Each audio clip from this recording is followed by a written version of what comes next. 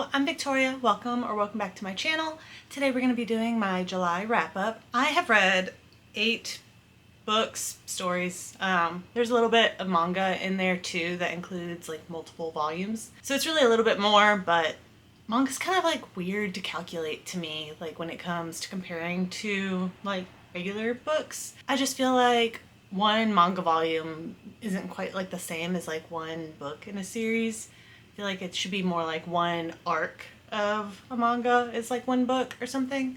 But anyways, let's go ahead and get started. And I'll actually start with the manga that I read. I read volume 1 of Something's Wrong with Us. This manga was made by Natsumi Ando, and that is the same mangaka that wrote Kitchen Princess, a manga series that I fell in love with when I was like 13 or so, and is very dear to me. I still own it, and lately I've been feeling like kind of nostalgic and also ready for the drama. Like a couple months ago, got into Desperate Housewives for the first time ever, and the drama, soap opera craziness that goes on in that just really got me wanting to read this again because, yeah, a lot of drama. And this is about a woman named Nao who her mother was a wagashi confectioner for this company, and she was arrested for the alleged murder of the owner of that company back when Nao was like 5 years old.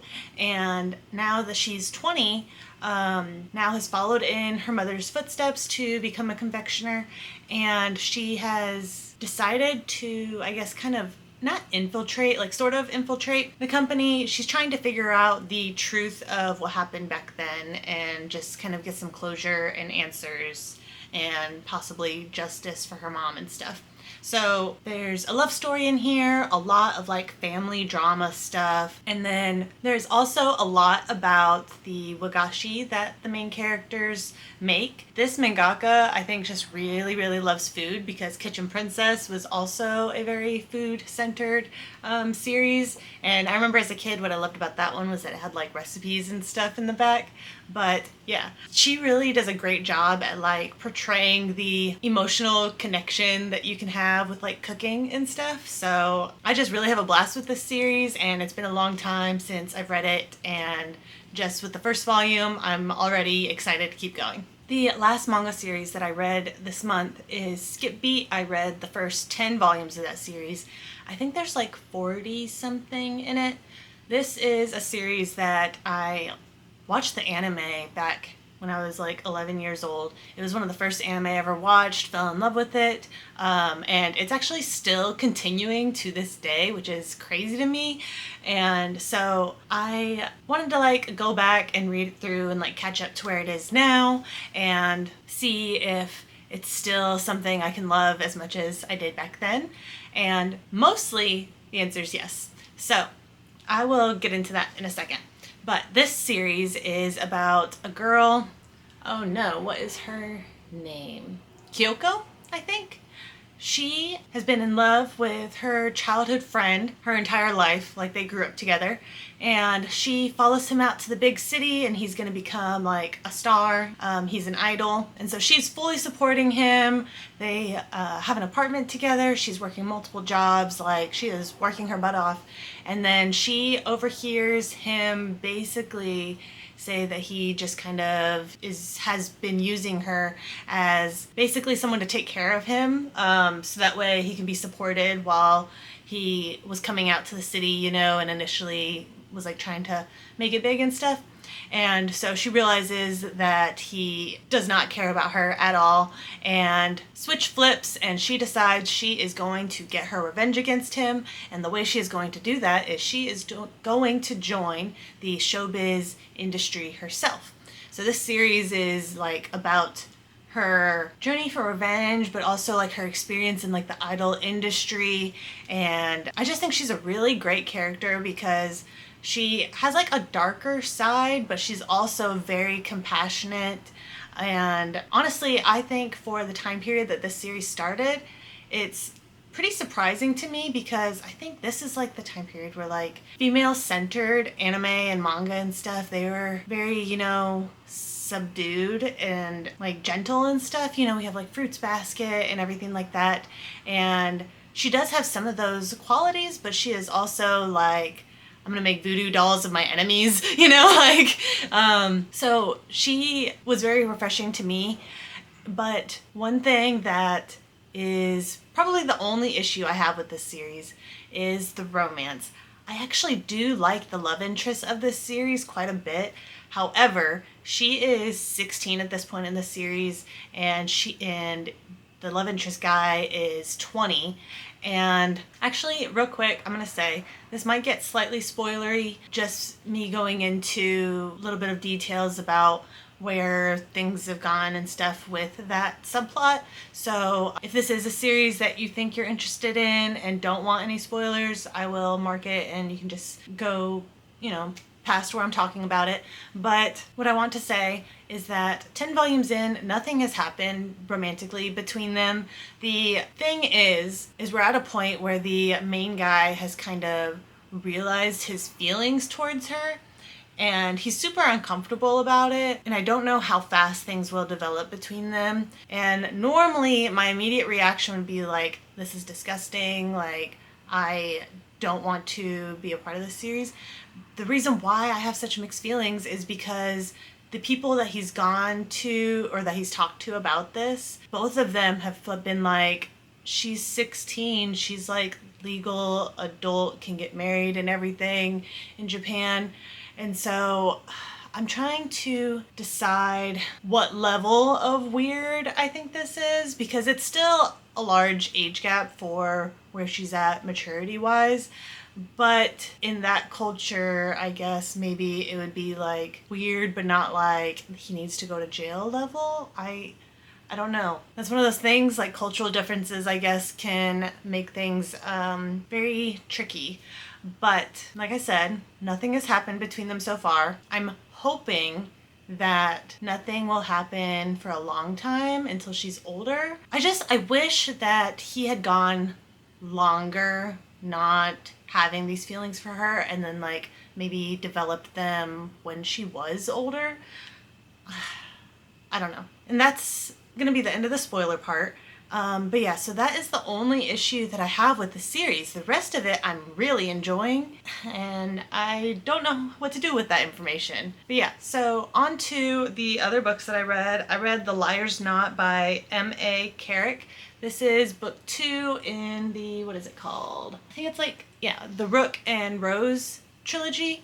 I love this so much. I'm on book 3 right now. I haven't gotten very far into the audiobook for that, but book 2 was so good. I don't know if I liked book 1 or book 2 better. The thing for me is series, the books kind of blend together for me to just create this one image in my head of like the series, But I do know, I thought both of the 2 books that I read in the series were fantastic. I probably did like it like slightly better, just there was like a little bit more going on.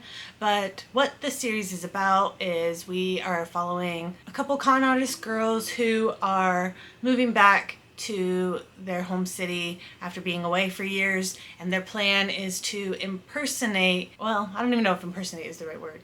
They are pretending that one of the girls is the daughter of a noblewoman's sister who has moved abroad. And the plan is like, we get close with the family, get legally like brought in, and we can like get some money from them, and then we'll be set for life, But there's so much going on in this city that they are just not aware of yet, and they just end up getting sucked into so much more than they had been anticipating when they concocted this plan. This series has everything that I love, maybe almost.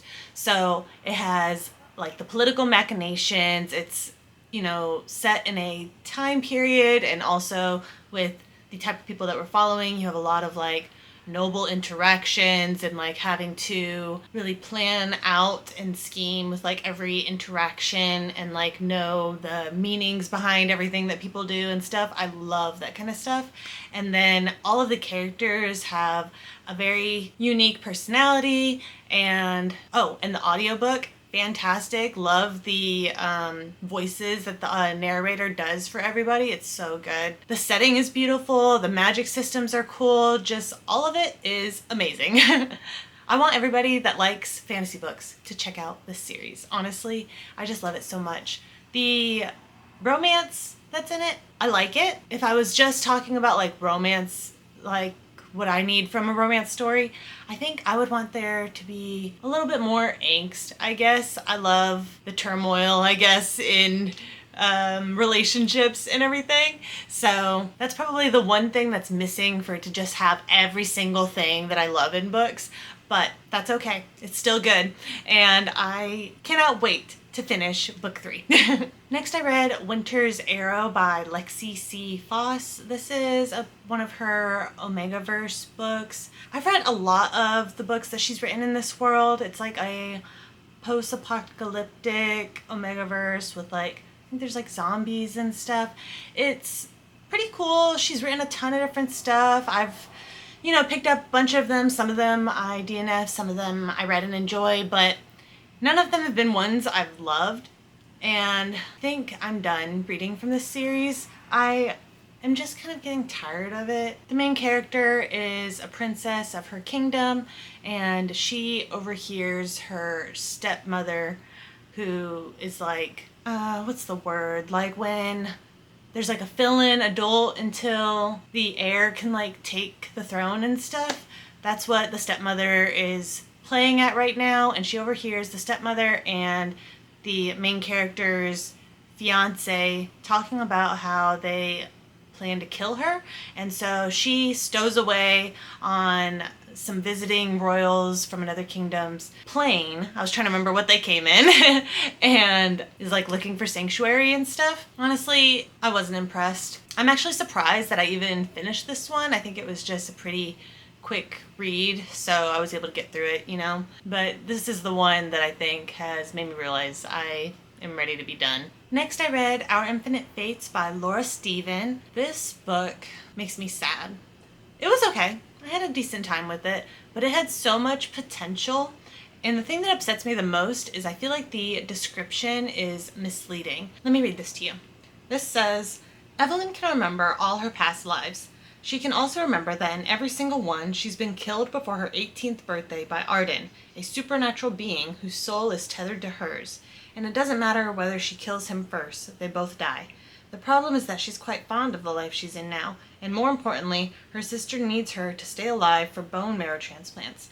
So now Evelyn has to A, find the centuries-old enemy who hunts her through each life and break their curse for good, B, figure out exactly why she's being hunted in the first place, and C, try quite hard not to fall in love with them again. So to me, when it says that she has to find the centuries-old enemy who hunts her through each life and break their curse for good, if she has to find him and like break it and stuff, to me that sounds like that they're gonna be like working together somehow, or she's going to figure out something against him. But if she's trying not to fall in love with him, I feel like that's unlikely what it is. So my assumption when I read this was that they were going to be working together to find a way to finally stop a curse on them. And that's not what it is. It's really the like 90% of the book is like flashbacks to different lives that they've had in the past and what has happened between them, like their interactions and stuff. Or for present day, it is her being upset with him for doing this like repeatedly and her feeling trapped and stuff. But like there's no solving things, doing there's no doing anything, honestly. And some stuff happens, at the end of the book. And it was kind of okay, kind of weird, but I was stuck between really liking the dynamic between the main couple and being really frustrated that nothing was going on in the story. The author, I feel like she's a good writer. I mainly just think that she did a disservice to this book writing the description the way she did. If she wrote it. I don't know how descriptions and stuff work, if they write them or if the publisher does, however that works. But I feel like a disservice was done by describing it the way it was, because it's definitely more, I almost said philosophical, but that's not right. It's introspective, I guess. And I feel like that's going to appeal to a completely different audience than what I would think based off of the initial description, you know? But anyways, next I read Breath of the Dragon by Fonda Lee and Shannon Lee. I talked about this in my mid-year calm down tag video, and I had a really fun time with this book. It's a story about a boy who goes to try to restore honor to his family by competing in this martial arts competition. He thinks that if he can win in it, then not only will his family be financially set from the position that he would receive by winning, but they would like gain the respect that they had lost and stuff years ago. And the energy in the fight scenes was just fantastic. Main character, he's a little bit naive and everything, but I never found him annoying, I don't think. I'm not surprised that Fonda Lee wrote this because she wrote the Greenbone Saga, right? And I feel like this, you can tell that it's YA, but like, I feel like with author writing styles, you can kind of get a feel for like, is this an author who mainly writes YA fantasy and they're branching into adult fantasy? They would have like one or like a general type of writing style. Like it's not all one writing style, but you know, like there's a general feel. And then some books, it feels like this is someone who typically writes like adult fantasy and they're instead branching into YA. And in this case, I feel like you can feel that. It definitely is a YA story, but just has that feeling like I'm not surprised that the author is someone who has written adult fantasy before. I don't know. I will say my one complaint, I guess, or issue with this book would be that since the story is centered around this martial arts competition, it feels like a very contained story.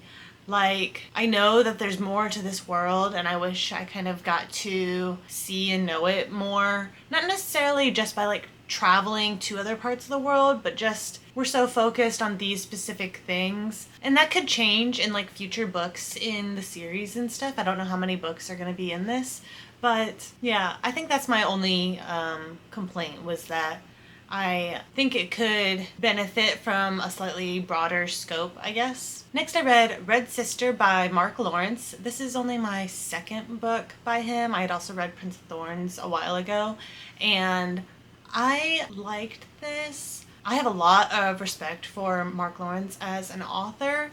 However, something about his writing style just leaves me feeling a little bit like lost and dissatisfied. I don't know. So what this is about is a young girl named Nona Gray, and she is brought into this convent that teaches girls how to be killers. She has a lot of secrets from her past, and she also has a kind of like primal instinct, I guess. She was a very cool character. The thing about this book is, yes, there were some subplots and stuff of things going on, but really it's just a story about Nona being at this convent and learning and making social connections, like having relationships and stuff, like any kind. I don't mean romantic, but this is a very character-based, slow kind of feeling story, and I love the main character. I feel like I'm not getting enough out of the plot, which I'm normally, like, I consider myself more of like a character focused reader, I think, but this was like, I feel like 95% character, 5% plot, and I don't know if that's for me, which I also think Prince of Thorns was more character focused, so I think that's just Mark Lawrence's writing style. Like, I don't think there's anything wrong with that. I don't know how much we mesh, you know? I think I do want to pick up book 2 of this series just to kind of see what direction it goes and maybe if more will happen and stuff, but book 2 is going to decide things for me because I am not going to push through to finish it if I'm not feeling it. I just don't got time for that. But the last book that I read this month is called Bunny Girl Evolution. I read the first book in this series. It's by Sir Bedivere the Mad. Obviously that's a pen name. This is a lit RPG about a girl who one day just found herself waking up in the body of a little bunny rabbit, and she's being immediately chased by this, I think it was a wolf, like this creature, and so she's like bunny hopping away, you know, and while she's doing this, she's getting like pop-ups from the system being like, congratulations, you know, and they have this new system that like sets you up with the body that is like perfect for you and stuff. And it was funny because she's like, really, I get picked on for like my buck teeth in elementary school and get called a rabbit, and I get put in a bunny body. But yeah, so this is a lit RPG following a little bunny rabbit, and she is a monster, you know, because she's not like a human or sentient being, like, even though she's sentient, but the system doesn't consider her that way, and people aren't going to view her that way. And one of the differences is, rather than having a class like how other sentient beings would have, monsters have evolutions. So as she gets stronger, she'll like be able to take like different forms and stuff. This was okay, or a little bit better than okay. There was some parts that I really, really liked, and then there was other parts where I was like, yeah, I'm just going through the motions, you know, but I wouldn't say that there was anything bad about this story. I had been a little bit nervous going into this just because I hadn't yet read a lit RPG following like a non-human character, so I wasn't sure how that was going to work for me. Like, I know isekai anime, it's become popular to have non-human main characters. Like, there's one where they're a spider, one that's a slime, one that's a vending machine. So I knew of that trope, I guess. I just hadn't read it in the RPG yet, but it ended up working out fine. There's definitely been some interesting developments as the story has progressed. I'm curious to see how this author continues the story like in future books. I do think I'll at least pick up the next one. I don't know how much further in the series I'll go. It just kind of depends. But I would definitely recommend at least giving this a shot if you are interested in the lit RPG genre, but are looking for something that's not like murder hobo main character, and also are looking for something with a female main character, because I know that both of these things can be somewhat limited in the genre. Yeah, so I guess that's everything that I read in the month of July. If you made it this far, go ahead in the comments, put a little bunny rabbit emoji, and thank you guys so much for watching. I hope you have a great day. Bye!